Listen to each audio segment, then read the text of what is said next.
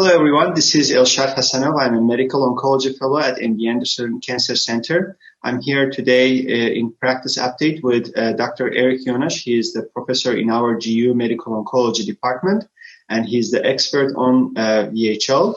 Hello, Dr. Yonash. Hi there. How are you, Elshad? Good, thank you. How are you? Doing well. So, Dr. Yonash, as you have been seeing the VHL patients for many years and you're expert in this field, I want to discuss with you another topic, which is diversity, inclusion, and equity. Where do you see the VHL patients and the VHL field regarding this? Yeah, Elshad, I think it's a really important question at this point in time.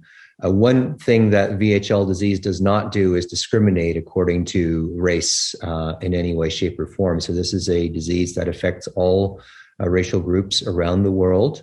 It seems fairly equally.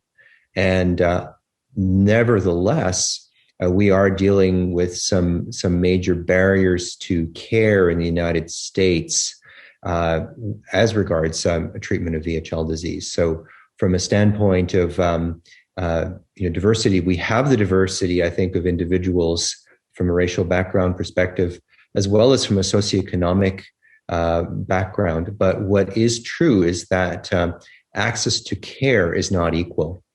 And the major unmet needs really are in areas in the country where there isn't a VHL clinical center.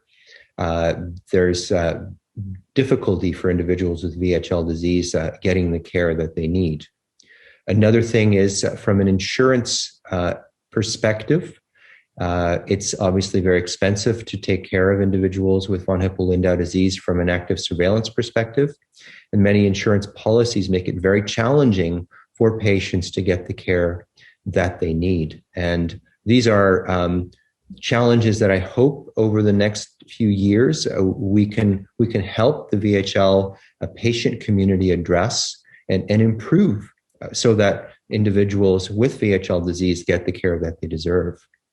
Another sort of important flip to that as well is who are the treating teams, and is there diversity in the doctors and the nurses and the various other healthcare providers that provide care to patients with VHL disease, because we need to have individuals who are representation of the population. So first of all, are there doctors with VHL disease who are treating patients with VHL disease?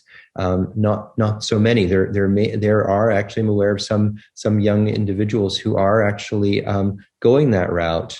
But we definitely have an underrepresentation there. And also in terms of the diversity from a cultural background and a racial background of the individuals treating people with VHL disease. Again, I think there are some clear unmet needs. So I think it's a really, really important topic at this point in 2021. I don't think we are where we need to be, but I think the first step here is the awareness of the unmet needs, defining them, coming up with a plan. And this is going to be a collaboration between the VHL Alliance, the patient community, and the physician and treating teams.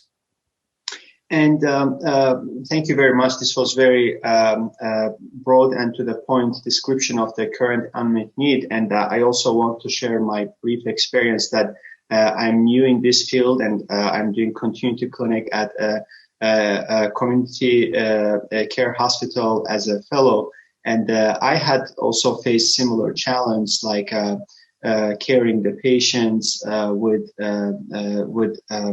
the difficulty with insurance, and also a challenge for the care who has the history of VHL, and then need to provide them surveillance protocols or the new drugs that may come up, or their clinical trial enrollment. So what do you think about that? Do you think that there's a potential that they may have the access to the clinical trials equally as other people, like in terms of the potential support? I think the answer is absolutely not. Individuals who have who do not have private payer insurance will have a very low likelihood of being able to have access to these things. And I think this is something that needs to change. Okay. Thank you very much. I hope this will be a change in the near future, and we will have we will provide equal access to all VHL patients from different backgrounds and socioeconomic status. Thank you, Elshad. Thank you.